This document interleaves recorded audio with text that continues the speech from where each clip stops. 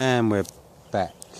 So what was I talking about? Yeah, basically, money just elicits participation, and it's quite understandable that people want to be rewarded for their time, and people should be rewarded for their time, and people can be rewarded for their time. The way I see it is this: if you don't want to do anything, and you don't want to help people, and you don't want to make a contribution to society, then you should not be entitled to the benefits of society. So, therefore, you get your basic rations.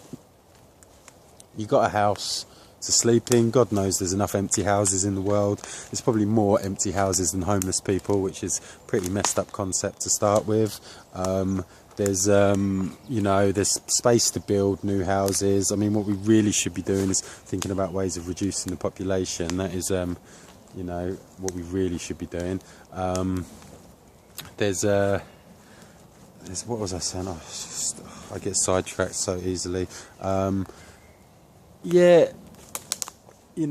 Accommodation, basic rations, rice, vegetables, these things should be available free of charge because they cost nothing, So we can power society. That's what I was saying. The shitty jobs, yeah. Who's going to work in a shampoo factory? Who's going to work in a box factory? Well, this is the beauty of modern technology, that nobody has to do that anymore.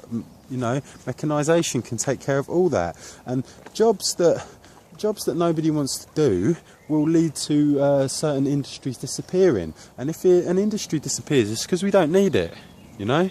If an industry drops off the face of the earth, it is because the industry wasn't necessary enough for somebody to do it, basically, and it's as simple as that. And do you know what will be the first to go? It'll be all the financial institutions, yeah. And if people lose their jobs, then I say good, because we don't need those things. They don't help anyone. They enslave everyone. So this ain't something to be frightened of. This is something that we should be welcoming with open arms. Believe me, and when the financial system collapses, which it's going to collapse. Well, it's more or less collapsed already. Let's be honest. When it finally happens, there'll be these people, these bankers, and they'll be waiting around to buy up everything with next to nothing, and then rebuild the system again, and they'll be even richer than they are now. And it's really our choice whether we let them do that or not. The power is in our hands, because this is another thing that we forget. This idea of us and them, which may sound like paranoia to some of you, but probably will be absolutely understandable to a lot more of you. This idea of us and them is true, and guess what? There's more of us, so there's much more than us. I'm trying not to swear in these videos because I don't want to give the people that run YouTube any excuse to pull it. Because what I'm saying makes some sense, and there's people expressing these notions far better than I. Obviously, you got a man like Russell Brand at the moment talking about some beautiful things, and in a far more eloquent way than myself. He's worth listening to, but I'd like to think that what goes above your head of his words will be a bit more easy to digest from my mouth. Layman's terms. This is the ground that I operate in, is layman's terms. But anyway, there's people have been writing about this for centuries. Do you know what I mean? People have been speaking about this for millennia.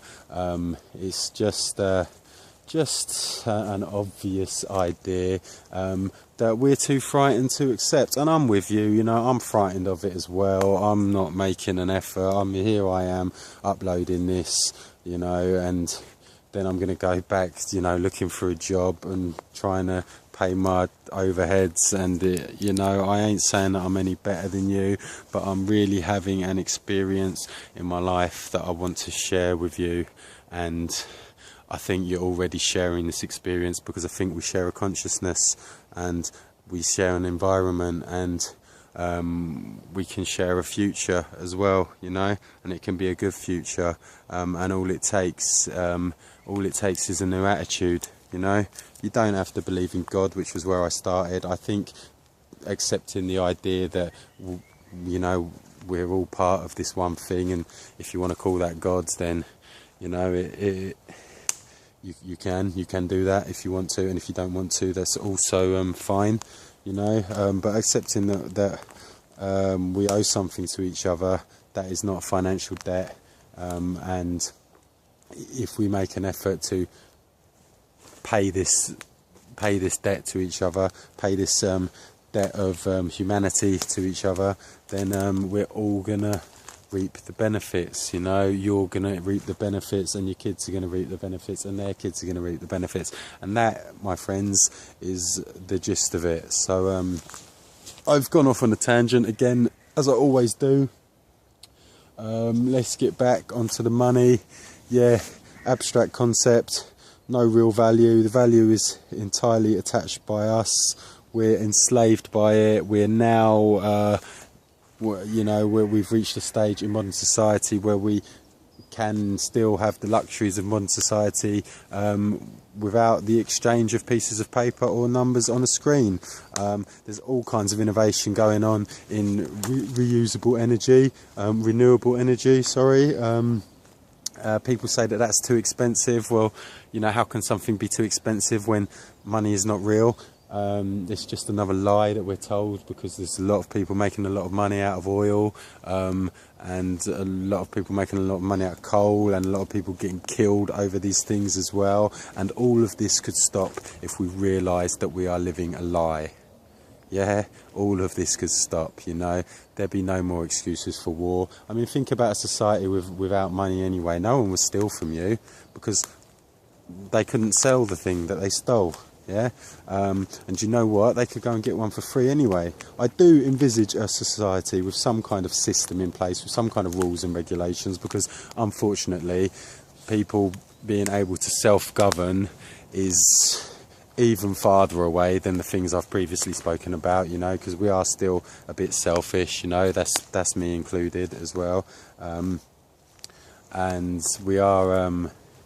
You know, we are a bit greedy, and that is just human nature, unfortunately. But, you know, this is a way in which we need to evolve. This is a way in which we need to develop and improve, you know. These are the things we should be focusing on, you know. How can we improve our spirituality and our behaviour to each other? You know, not how can we increase our profit margins and how can we accumulate more material possessions. You know, this is just the wrong attitude, you know. We've got totally the wrong attitude to life, because we're animals and we should be free like animals, and we should be living without the obligation and the burden of debt, you know, and we don't have to do it. It's just so obvious, you know. Yeah, alright, you wouldn't be able to have as much as you have now if you're a rich person. Yeah, but if you're a poor person, you'll have more than you have now. And guess what? There's a lot more poor people in the world, yeah? What is the statistic? 80% of the wealth is controlled by 20% of the people. It's even beyond that, isn't it? I think in most countries, on a country by country basis, I think it's something like 1% that control over 50% anyway. Again, me quoting mathematical figures is like kind of balderdash, really, and you know, I talk enough rubbish as it is, so don't quote me on any mathematics or statistics, but you know, quote me on matters of human decency, because I think I have an understanding of that, and I haven't always lived by it. I've been a cunt and I've done horrible things, and you know, I've made mistakes, and everyone has, you know, and you know, I'd probably, you know, wouldn't have done any of those things if I'd been raised in society that was kind of a bit more honest and a bit more inclusive, and didn't actually breed resentment, and didn't actually suppress desire and create obsession, and you know, create greed, and create envy and things like that. You know, if we had if we had a different education, then we would all grow up differently. You know, and we would all do things. We would all be motivated to help the many rather than help the self. You know, because the self is an illusion. The self is just something. It is something that can be eradicated, because we all. Oh, well, we have individual identities. There's nothing wrong with having an individual identity. In fact, it should be cherished. Scrub that comment. We don't need to completely eradicate the self. There's no need to do that. But we just need to accept that we're all in it together. And when we realise that we're all in it together, then we'll start working out a way to make it better for all of us at the same time together. And the system that we've got that keeps 99% in ideological or consumer slavery, if not real and actual slavery, because let's not forget that that's happened in the world as well, and that's still happening in the world, and you know that was happening in even countries like the UK and the USA like 100 years ago. Do you know? Well, maybe not 200 years ago. Don't quote me on historical matters either. I don't know much really, but I know what I like, you know, and I've got feelings, and I'm just trying to express those feelings, which is all any of us ever do, is just try to express ourselves. As I said a couple of videos back, we are just the universe trying to express itself, and as people we are the latest step in that expression. And if we continue in the way that we're going, then we're not going to get any further, you know. And you know, that might not concern you with your remaining 50 or 60 or 80 years of life, whatever you've got. You might not be too worried about that, but you know, you should be, because the people that come after will be you again. They'll be made of the same things as you, and they'll have the same feelings as you, and they'll have a similar experience to you, but it should be better. You know, by definition of evolution, their experience should be better than yours, and it's looking like it might not be at this stage. Anyway, I'm going into waffle mode again a little bit. Time to summarize. Money is not real. You know, we are enslaved by it. It is no longer a necessary concept. We are intelligent enough and skillful enough to do without it now. We can work out new systems of apportioning resources. We can work out new ways of rewarding effort. Nobody should be obliged to make an effort. They should be entitled to roam free like the animal they were born as.